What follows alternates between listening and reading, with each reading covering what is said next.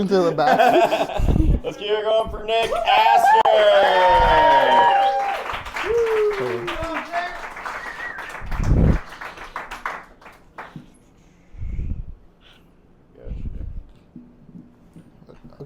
Hey everyone. I'm not gonna lie, I'm not like Dan. I wish I got more compliments. You know, travels well. You know, that's the compliment I want. He's a great comedian. He travels well, wheels included. That's the compliment I want. Anyways, I realized I'm a stubborn person recently. Anybody else realize things about themselves? It's nice. I've really bad FOMO. You know, that's where my stubbornness kicks in. Anybody else have FOMO?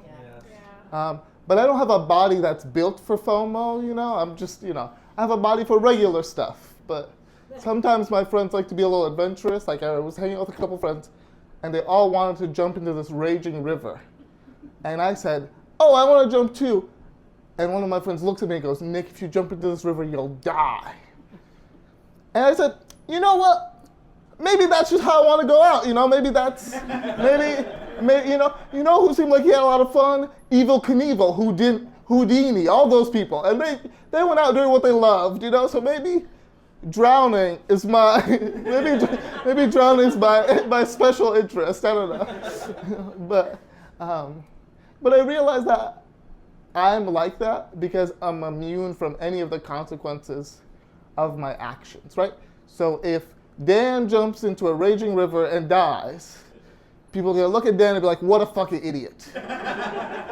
But if I jump into a raging river and die, people are just gonna be like, "Who let him do that?" Whoever did that is not a very good person.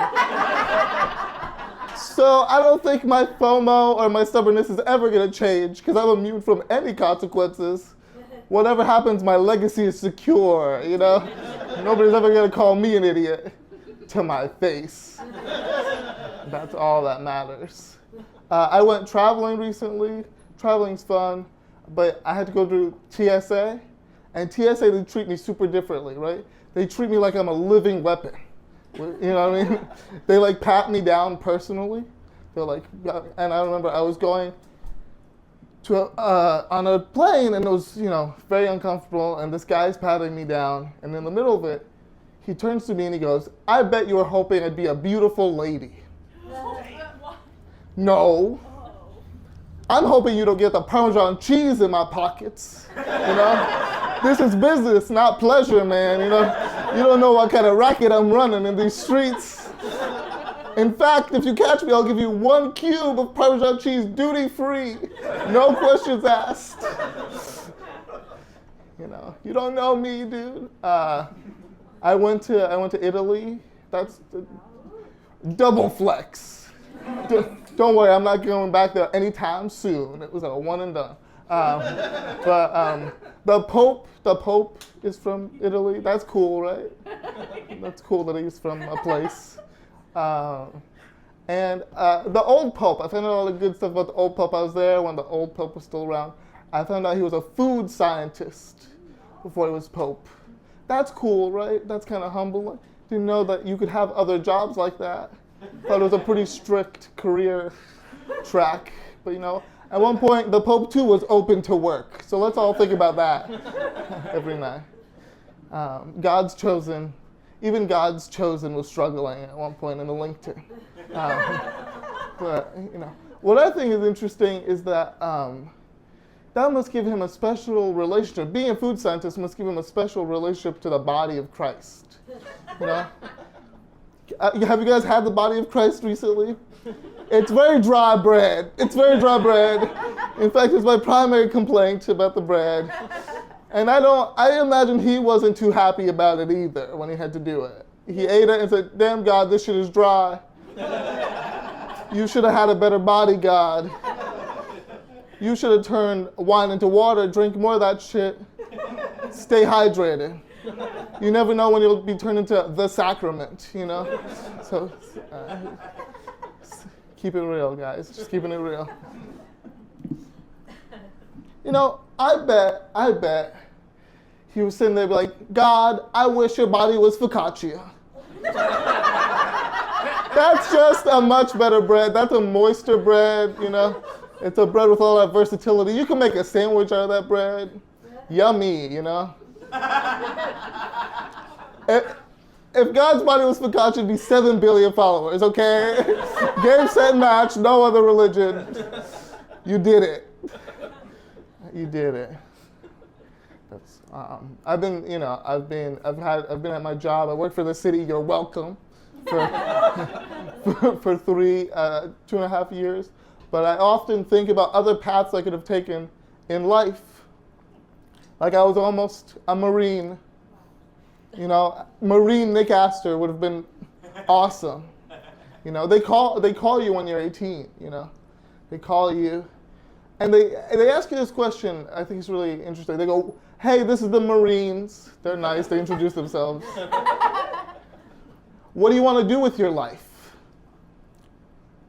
And I'm an earnest guy, so I answered.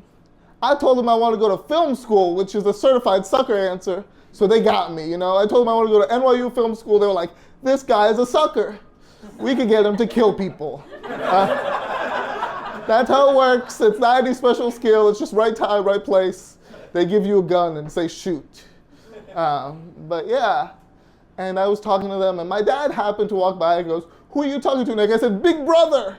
They really care, you know? And he said, hang up the phone right now. And I did. But I wish I didn't. Because if they didn't catch me then, I definitely could have made it to boot camp, right? Right? And, you know, I don't know.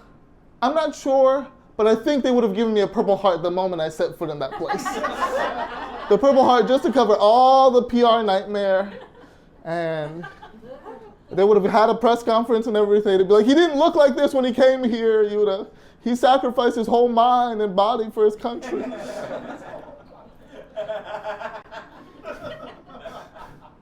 But, you know,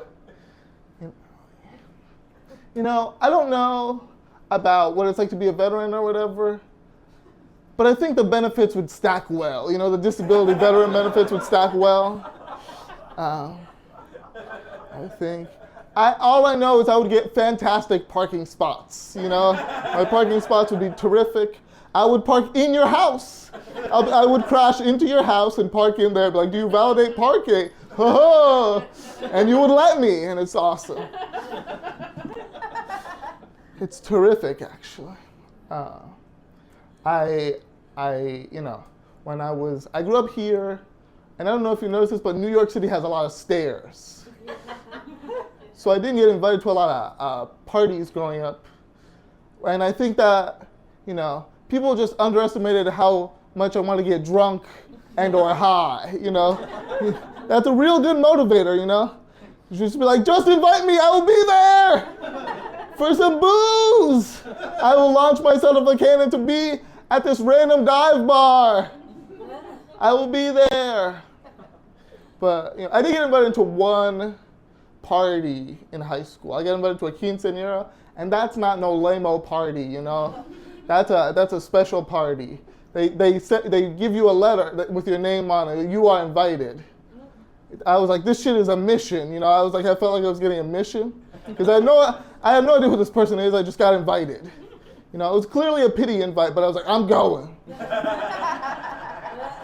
You know, maybe. And, you know, I'm gonna figure out when I get there. Maybe I'll find the love of my life at this quinceañera. You know, I don't know what happens with these things, but everybody seems very passionate about it. And I went. And I was like, I don't know what my mission is, but it'll become clear. You know, I was scoping it out. And I'm sitting there, I'm partying. And the girl's mom comes up to me, her name is McKenna, and she goes, hi, I want to introduce myself. I just want you to know McKenna's brother is coming, and he's also disabled. So I said, cool. Cool. Wheels up, you know, 2-man mission. We out here partying, you know. Wheels up. And I partied, and he never showed up. And I was like, am I McKenna's brother's understudy? Am I his replacement for this party, you know? I don't know, but I showed up in all the family pictures, just in case he wanted to have a good time. I'll leave y'all with this. I'm 6'4" without the scoliosis. I just want you to know my potential, you know. All right, thanks a lot. I appreciate it.